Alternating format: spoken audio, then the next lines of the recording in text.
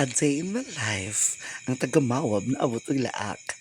And for today's video guys, mag-prepare ta og kinilaw para sa atong nag-birthday nga si Master PJ.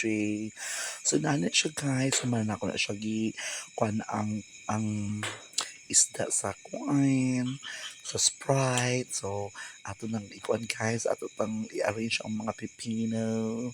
After sa pepino, ang radish. Ayan, ibantayan kita sa tong birthday boy guys.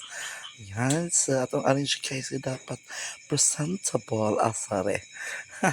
Bawi na nato guys, ato ang kung ang plating. So, muna siya guys. So, happy na siya mahumay.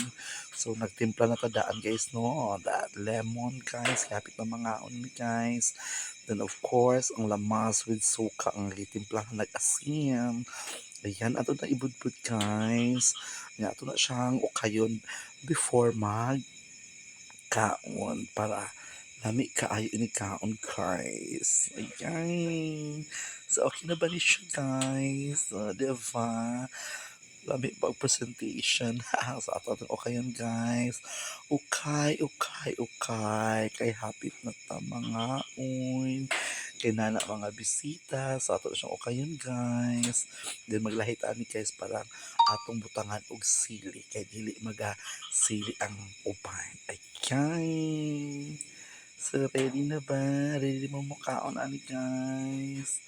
Andam-andam lang. Kay hapit na tamang kakaon. Ayan. So, this is it. Well, that's it, guys.